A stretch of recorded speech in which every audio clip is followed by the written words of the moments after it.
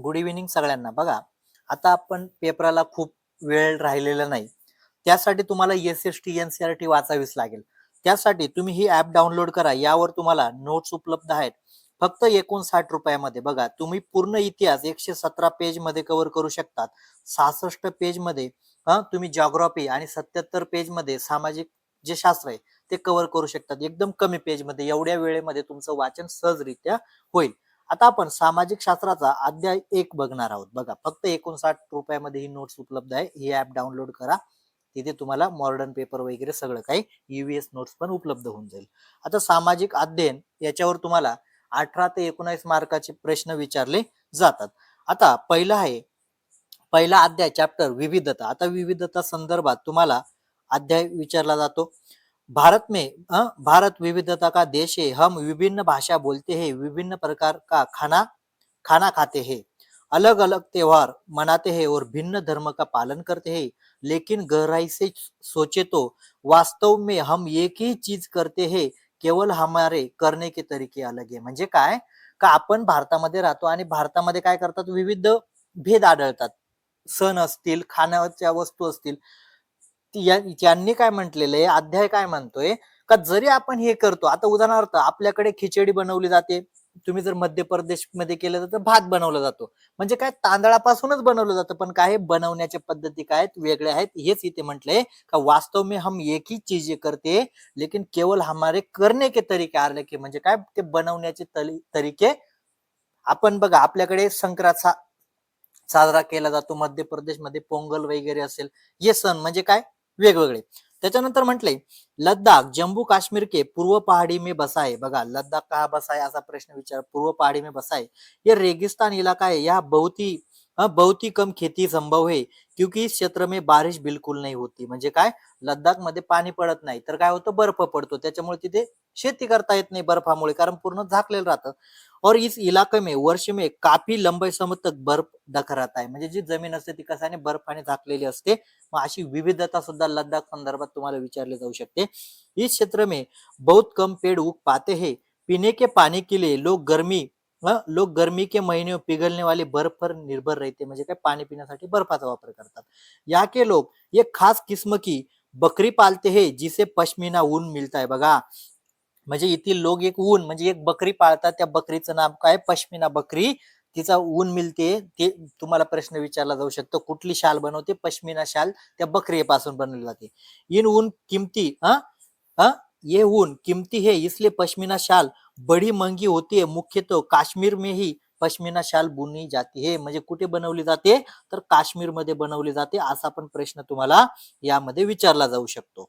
बरोबर आहे का नाही. मग कुठे पश्मीना शाल कुठे बनते, तर कशापासून बनते असं पण विचारलं जाईल, तर बकरीपासून बनते. यहाँ के लोग दूध बने पदार्थ जैसे मक्खन, खीर असेल, खीज, खास तरह का चना, ये मांस खाते हैं. एक परिवार के साथ कुछ गाय बकरी याक होते. म्हणजे काय, तिथे जसं आज आपण शेती करतो, तिकडचे लोक काय करतात, हे प्राणी पाळतात. बकरी, गाय, याक पाळतात.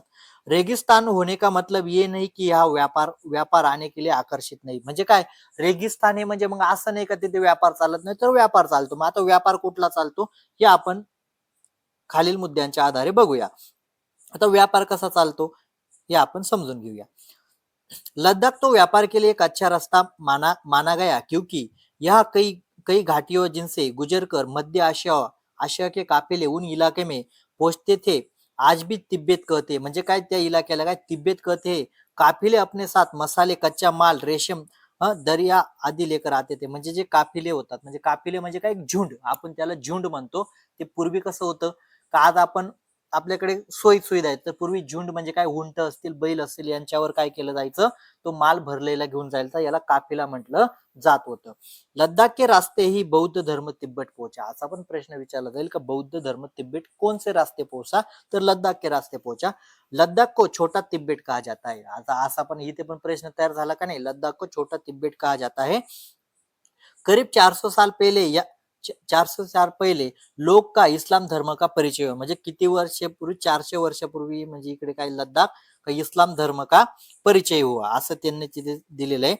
हुआ या अच्छी खासी संख्या मुसलमान रहते हैं.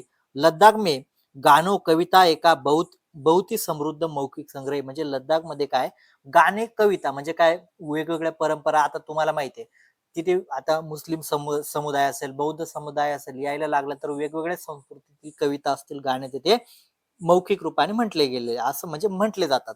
तिबेट का ग्रंथ केसर सांगा बघा आता तिबेटचा कुठला ग्रंथ आहे केसर सांगा याच्यावर प्रश्न तुम्हाला विचारला जाईल कुठला केसर सांगा काफी प्रचलित है उसके थाने रूप को मुसलमान और बौद्ध दोनों गाते म्हणजे काय हा जो तिबेटचा जो ग्रंथ आहे काय नाव आहे त्याचं केसर सांगा हा जो ग्रंथ आहे मग आता तुम्हाला असं पण विचारलं जाईल का याचे जे काव्य आहे ते कोण गातं तर मुस्लिम लोक पण गातात आणि बौद्ध दोनोही गाते हे उस पर नाटक खेळते म्हणजे करतात नाटक काय करतात बनवतात अशा पद्धतीने ते पॉइंट विचारले जाऊ शकतात. त्याच्यानंतर बघा केरळ भारत के दक्षिण पश्चिम कोने में बसा हुआ राज्य आता बघा केरळ संदर्भात तुम्हाला प्रश्न विचारला जाईल तर केरळ काय भारत के दक्षिण पश्चिम कोने में बसा हुआ एक राज्य है एक तरफ समुद्र से घिरा हुआ है और दूसरी तरफ पहाड़ियां इन पहाड़ियों की विविध प्रकार के मसाले जैसे काली मिर्च लौंग इलायची आदि उगाते ही मसालों के कारण ही क्षेत्र व्यापार के लिए बहुत आकर्षित बना. आता तुम्हाला प्रश्न असा पण विचारला जाईल का केरळ आकर्षित क्यों बना तर मसालाचे जे पदार्थ आहेत म्हणजे काय लवंग असेल मिरची असेल यासाठी काय केलं ते व्यापारी केंद्र बनलं कोण केरळ. आणि आपले लद्दाख कशासाठी बनलं पश्मिना शाल तुम्ही बघितले वगैरे हे लद्दाखकडे लोक आकर्षित झाले.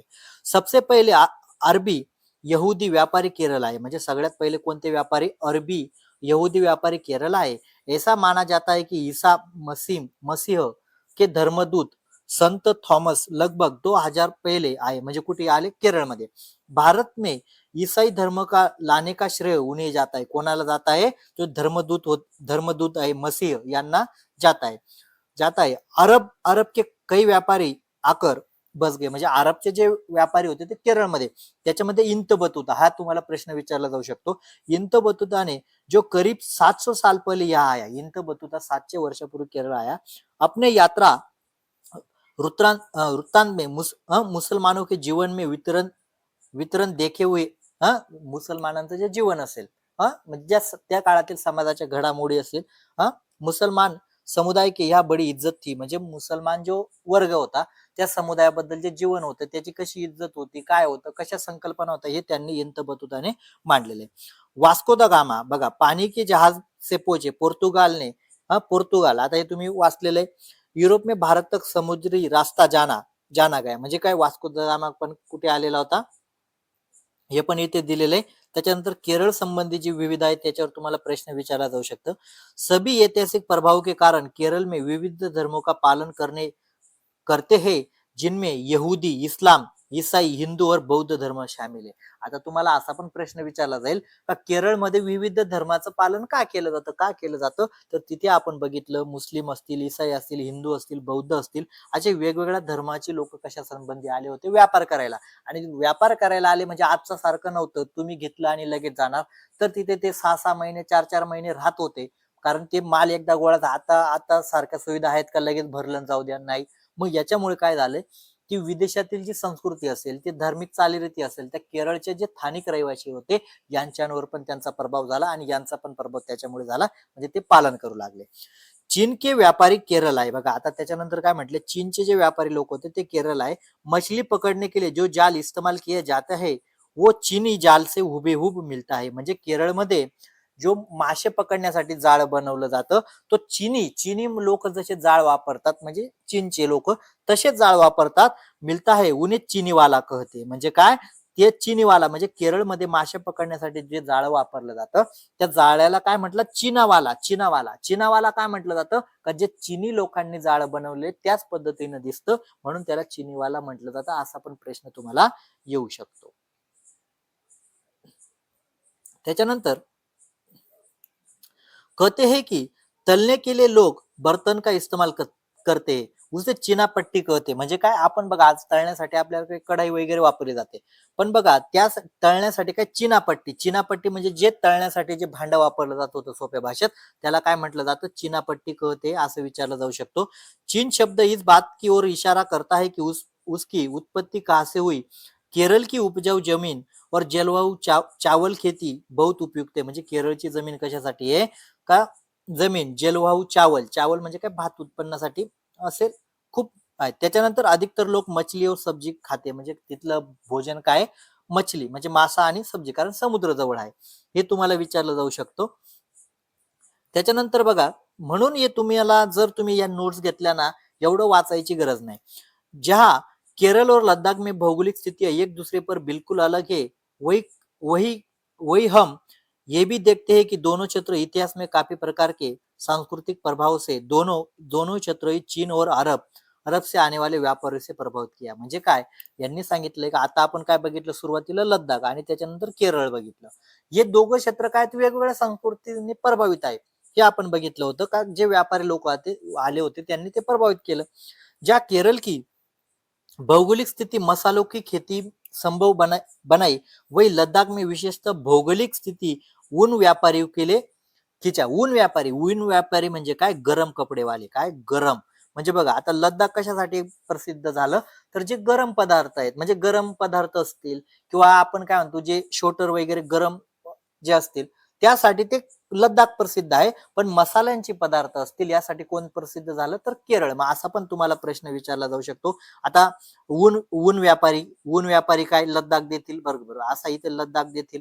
आणि त्याच्यानंतर काय, मसालो के पदार्थ ऑप्शन केरळ देतील. म्हणजे अशा पद्धतीने पण तुम्हाला प्रश्न विचारला जाऊ शकतो. आता त्याच्यानंतर एक महत्वपूर्ण बिंदू आपण बघणार आहोत.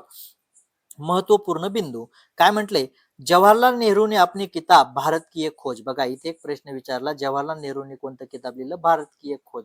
आता हा एक प्रश्न इथे तुमचा तयार झाला.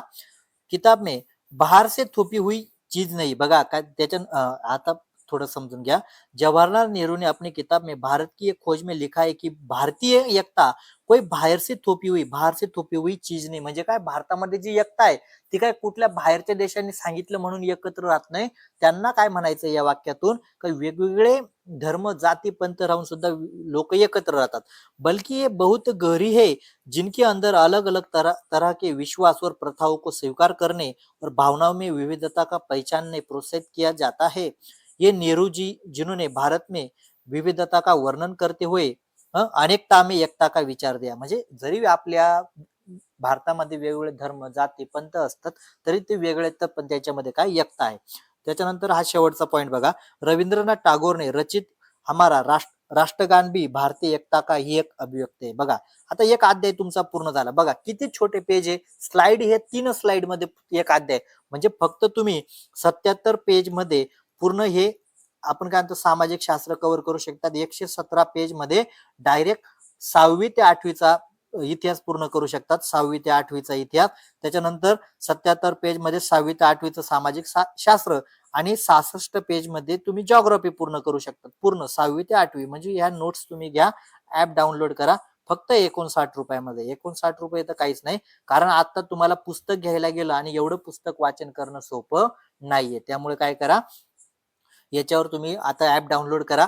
तुम्हाला कॉन्टॅक्ट पाहिजे असेल तर तिथे व्हिडिओच्या कमेंट बॉक्समध्ये तुम्हाला मोबाईल नंबर पण उपलब्ध होऊन जाईल.